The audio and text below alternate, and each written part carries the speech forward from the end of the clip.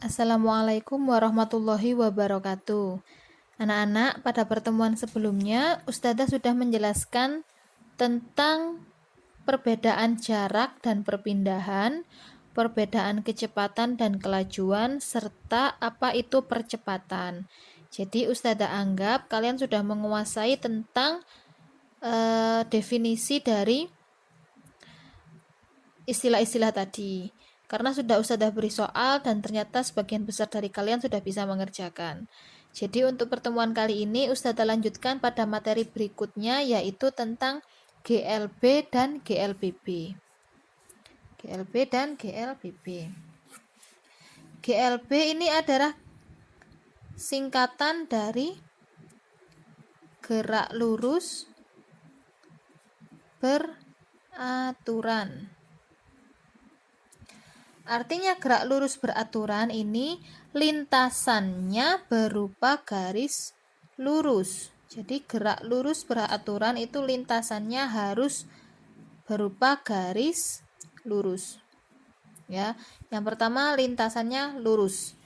Yang kedua, gerak lurus beraturan itu memiliki kelajuan tetap. Ya. Kelajuannya tetap, artinya jika dari awal dia memiliki kelajuan 40 km per jam, maka dia akan tetap bergerak dengan kelajuan 40 km per jam. Ya, jadi dari detik pertama, detik kedua, detik ketiga sampai seterusnya dia bergerak dengan kelajuan yang sama, yaitu 40 km per jam. Nah, ini berarti benda tersebut sedang mengalami gerak lurus beraturan karena memiliki kelajuan yang tetap. Seperti itu. Nah, selanjutnya karena memiliki kelajuan yang tetap, maka benda yang bergerak dengan gerak lurus beraturan itu tidak memiliki percepatan atau percepatannya sama dengan 0. Ya. Artinya dia tidak memiliki percepatan. Tidak bertambah kecepatannya, juga tidak berkurang, jadi tetap kecepatan dan kelajuannya tetap. Ini adalah gerak lurus beraturan. Gerak lurus beraturan bisa digambarkan dengan grafik. Ya, di sini jika menggunakan grafik perbandingan antara waktu dan kecepatan, maka grafik untuk GLB adalah lurus. Jadi dari satu waktu ke waktu berikutnya, kendaraan atau benda tersebut memiliki kecepatan tetap atau kelajuan tetap. Ya, misalkan di sini kelajuannya 40 tadi, 40 km per jam. Memiliki kelajuan yang tetap, maka ini disebut sebagai gerak lurus beraturan. Namun ada juga GLB bisa digambarkan dengan grafik lain, yaitu perbandingan antara S, yaitu jarak, dan waktu. Jika dibandingkan antara jarak dan waktu, maka kelajuan itu grafiknya naik. Artinya, misalkan ini jarak 1 meter, ini jarak 2 meter, ini jarak 3 meter. Dari satu waktu ke waktu lain, ini jaraknya terus bertambah. Nah, ini disebut gerak lurus beraturan. Jadi grafiknya jika yang di sini V, yang di sini T, maka garis lurus. Jika yang di sini S, yang di sini T, maka garisnya naik. Ya, ini grafik untuk gerak lurus beraturan. Selanjutnya ada gerak lurus berubah beraturan atau disingkat GLBB, gerak lurus berubah beraturan. Syarat dari GLBB yang pertama adalah lintasannya harus garis lurus. Jadi sama seperti GLB ya, garis gerak lurus itu lintasannya berupa garis lurus. Yang kedua, karena dia disebut berubah beraturan, maka kelajuan yang dimiliki itu juga selalu berubah.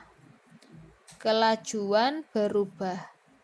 Namun, ya. Kelajuannya berubah, namun berubahnya itu memiliki nilai yang sama atau nilai yang konstan. Jadi dia berubah secara konstan. Ya, jadi misalkan kecepatan awalnya 2 meter per sekon, maka kecepatan selanjutnya 4 meter per sekon. Kemudian naik lagi jadi 6 meter per sekon, naik lagi jadi 8 meter per sekon. Nah, ini kan kelajuannya kan terus naik ya. Naik sebanyak 2. Ini naik sebanyak 2, ini juga naik sebanyak 2. Berarti kalau dia memiliki perubahan kelajuan dengan angka yang sama, berarti dia mengalami GLBB. Nah, syarat ketiga dari GLBB yaitu memiliki percepatan konstan. Percepatannya disebut tetap. Percepatan yang tetap. Artinya seperti ini. Dari 2 ke 4 dia berubahnya 2. Dari 4 ke 6 berubahnya 2. Berarti dia percepatannya ini adalah 2. Jadi 2 di sini adalah percepatan, ya. Jadi perubahan kelajuan ini disebut dengan percepatan. Nah, jika percepatan ini nilainya sama, yaitu 2, 2, 2. Jika percepatan ini nilainya sama, maka itu disebut dengan gerak lurus berubah beraturan. Ya, jadi syaratnya yaitu kelajuannya berubah dan percepatannya tetap. Ini syarat untuk gerak lurus berubah beraturan. Selain mengalami percepatan, GLBB juga bisa mengalami perlambatan yang juga bernilai tetap. Contoh dari gerak lurus berubah beraturan itu adalah turunnya benda dari suatu bidang miring.